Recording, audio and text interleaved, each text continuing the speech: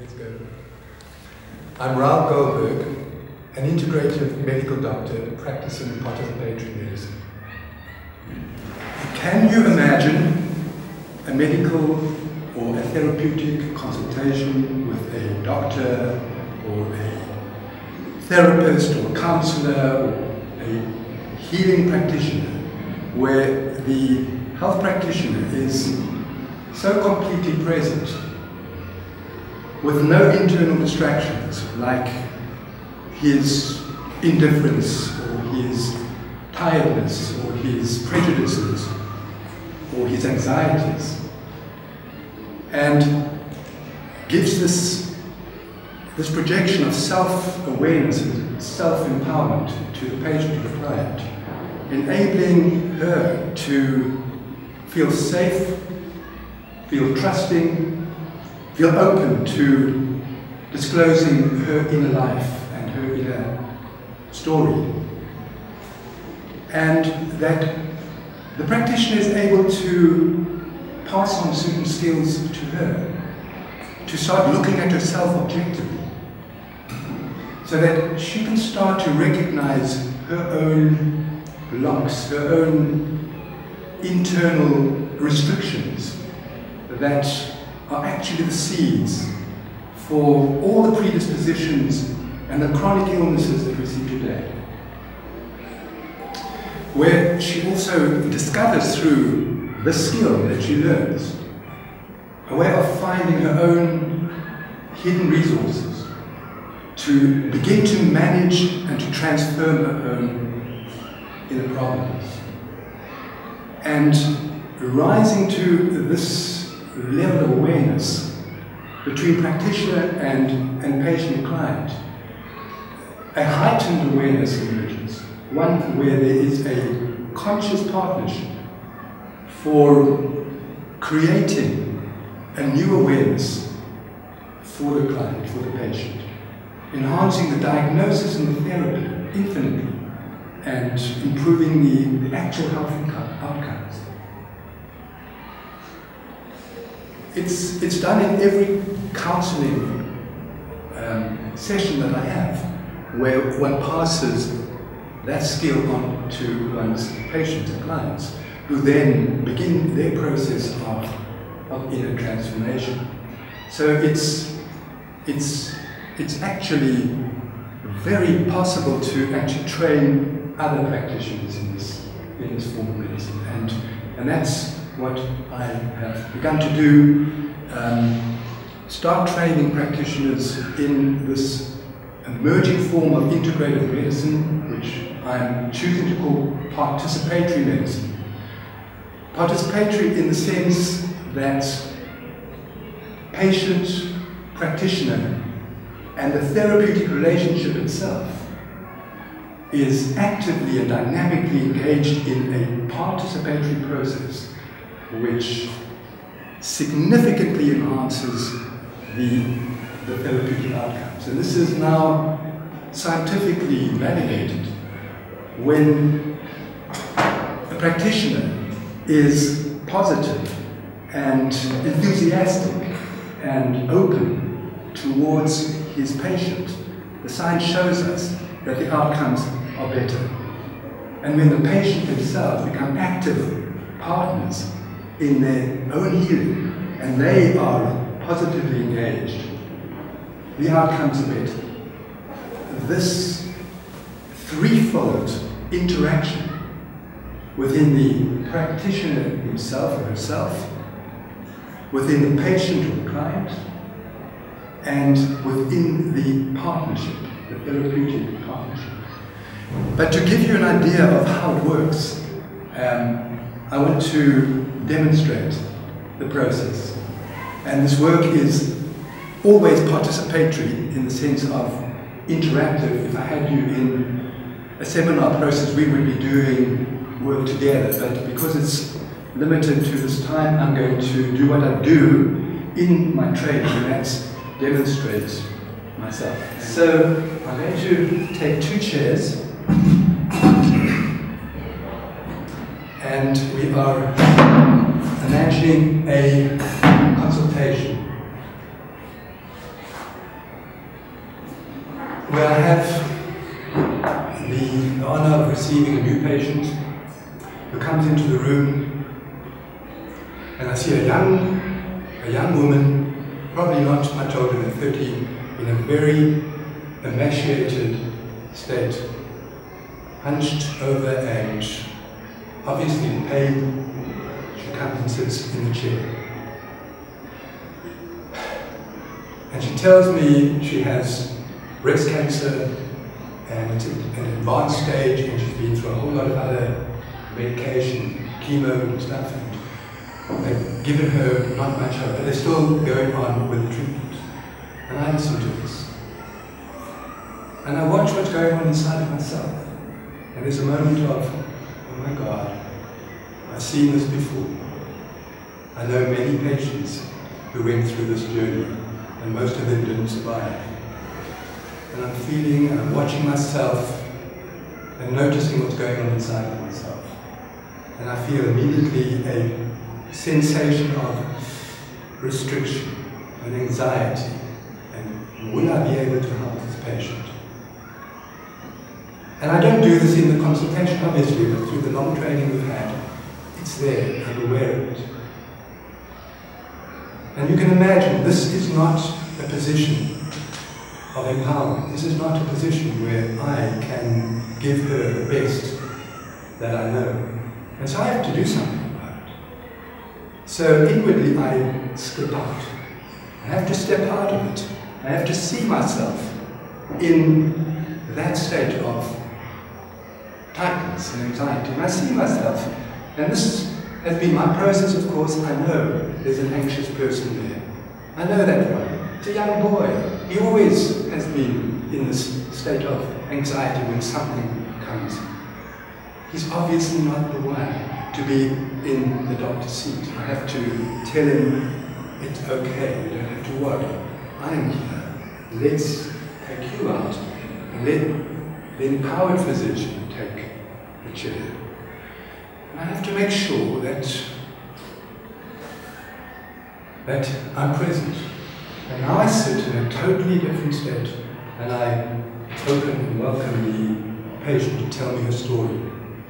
And I watch myself all the time, that I don't slip into prejudices or doubts or anything which would cloud my perceptions and my experience of this person. I'm able, therefore, to listen and be completely present for her.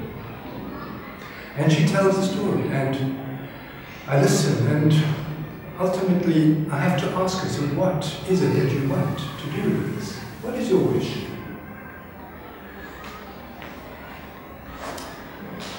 And she ponders it for a moment,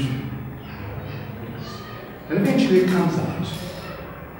I wish to find the way forward to give myself those extra years. I have children and I want to be with them. I wish to contain this illness and be actively involved in the process. And I look at that, I see her, and there's immediately a choice that she's made. She's in her power there. Very different to the way she entered the room.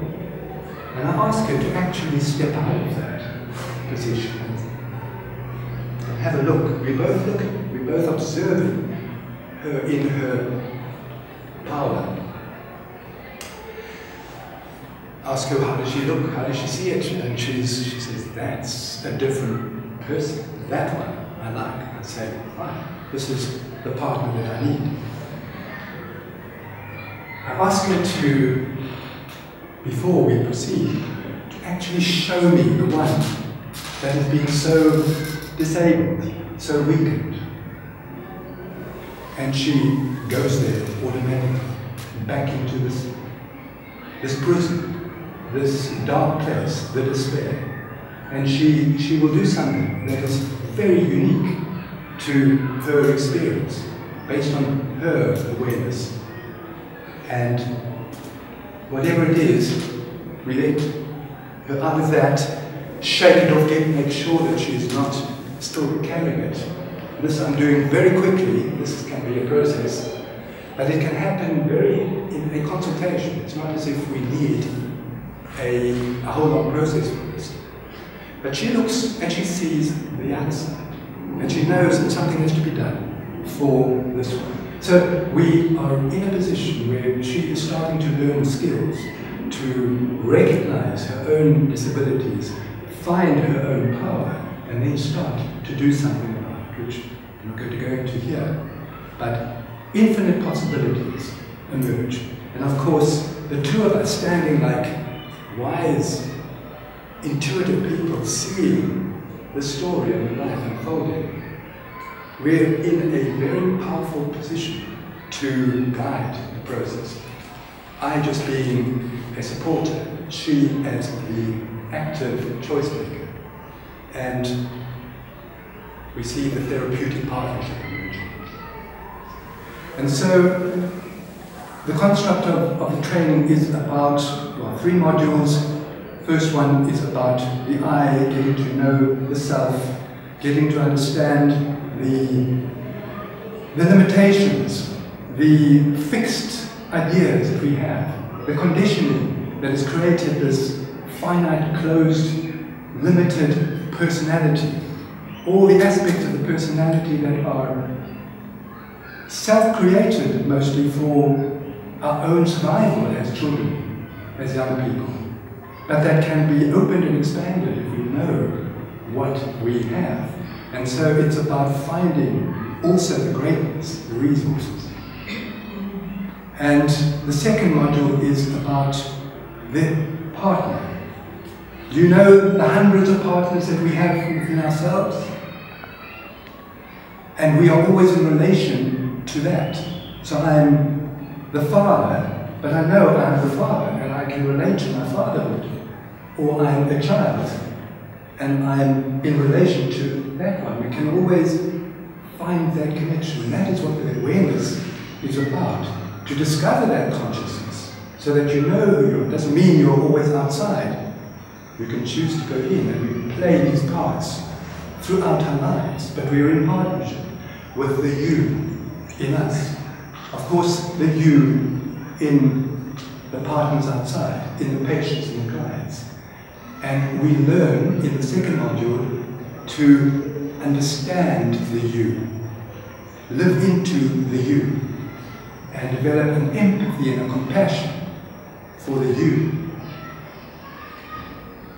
And this process evolves to the third module, which is about the we, the therapeutic relationship, and the intuitive power that comes out of that level of awareness.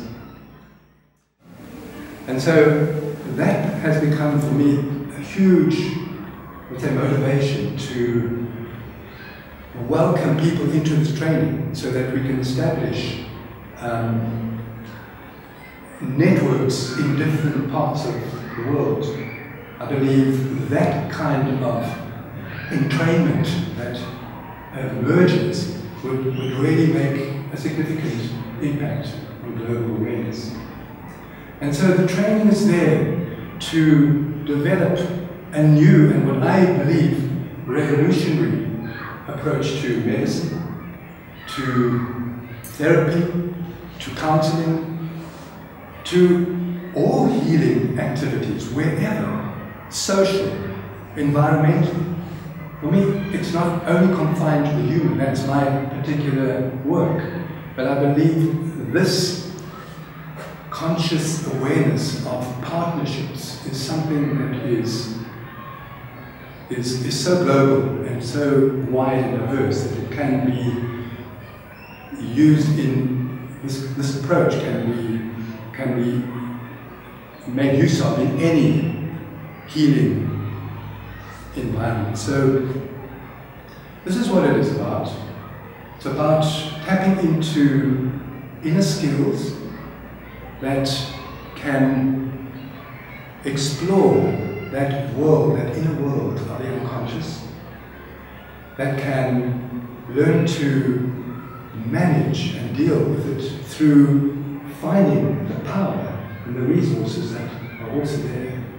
And then to use that, first of all for oneself, but then for one's fellow human being and for the world we live in order that we can change the consciousness of life on this planet.